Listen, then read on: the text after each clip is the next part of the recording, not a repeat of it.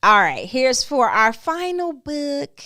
This one is Children of Blood and Bone by Tomi Adeyemi.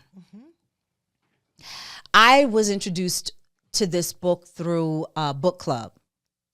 And hey, I might as well give a shout out to Sunday with Sisters Book Club in the ATL, Sunday with Sisters.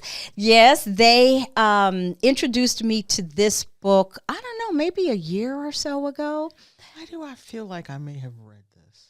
Oh, because it's your type of book, Tina. It's absolutely, okay. It's in the category of fantasy. Okay. It's a fantasy novel and it's inspired by West African mythology. Yeah. Okay. And some have even put it in the YA category for young adults. But we were all adults and read the story and enjoyed it end to end, from opening to closing. This one was, you did not want it to end. It's that exciting. Okay. Yes. So let me open with this. So the story speaks to a young woman, and she witnesses the massacre of her people, the Magi. They possessed magical powers, of course, but they were annihilated, basically. Except for her. Except for some, right? Very few. And the power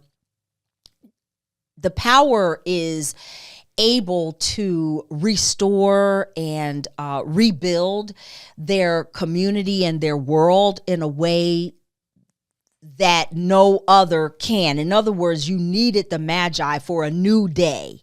They were a key ingredient to a new day. And so she goes on a quest to restore the magic. To restore. Doesn't that sound familiar? Yeah. This whole story is about this one young girl who knows that she has power. She has this unique power and ability, can't quite use it, can't quite master it, and is spending the whole story in connecting with the power. With her power. Yeah. So you know I love this. I know you do. I don't know what, maybe, I don't think I have read it now that I think about it. So, all right. 1, 2, 3, 4, 5, 6, 7. Now you've gotten about 25 books on my nightstand. Well, here's the thing about this book. What I loved about this book is that I would say young readers need to be able to figure out how to use their power within the status quo. Like, when do you become a rebel and when do you change from within? Change things from within. Like, that's been one of the questions of the ages, I think. And whenever we are in a time where we need disruptors, or we think we need disruptors, we want the world to go in a different direction, right? It takes community. It takes people. No one person can do that. No one person is going to be able to introduce and bring about sustainable change.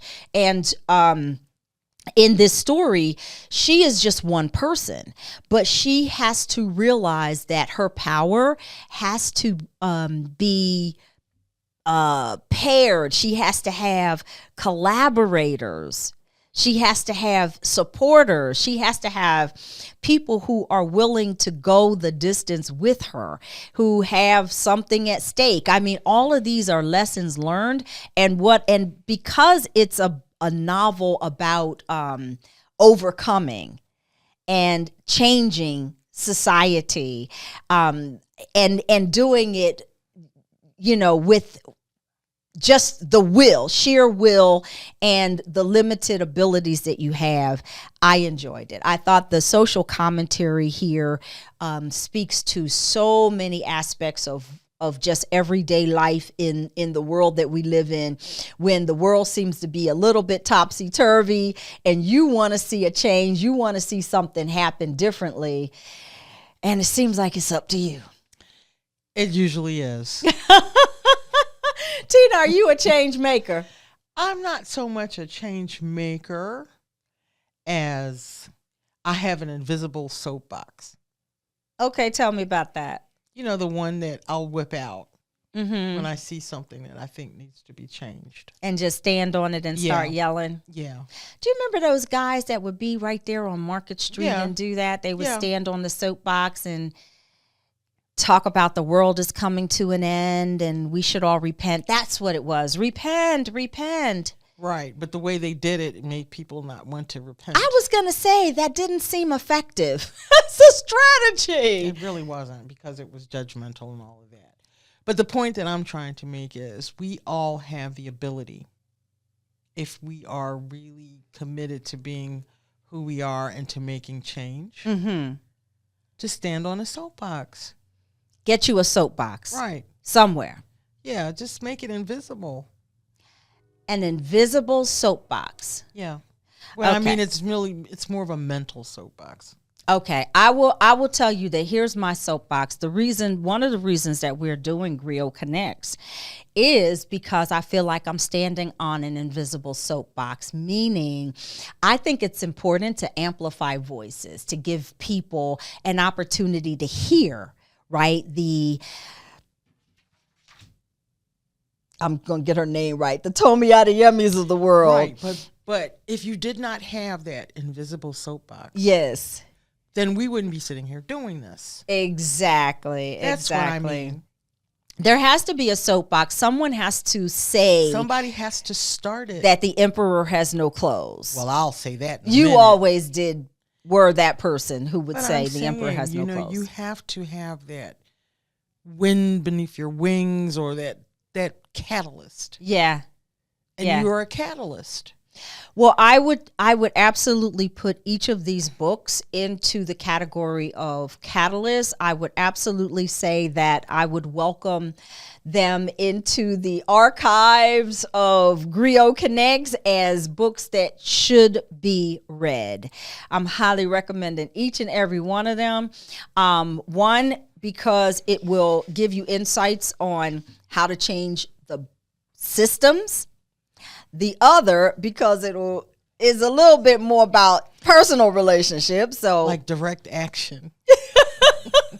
Please don't become a serial killer. And then the third one, simply because Children of Blood and Bone was just really an enjoyable read. Sounds like it was fantasy amazing. Is so close, fantasy, but so close to the kinds of things that we experience day to day. And I think that's the power of fantasy, is that we can actually see ourselves in it still, but it takes those hard subjects and makes them bearable. Yeah. Works for me. So that's all I've got for the 3 books that I read this week. That was Cast by Isabel Wilkerson. That was My Sister, the Serial Killer by Oyin Khan Braithwaite. And then the final one, Children of Blood and Bone by Tomi Adeyemi. And I hope that you'll pick up any one of them. I think you'll enjoy them. Put them on your bedside. And until next time, we hope you keep reading and keep enjoying the power of words. Until next time, thanks for joining. This is Griot Connects, and I'm Yolanda Rasco. Bye-bye. I'm Tina Wise. Bye.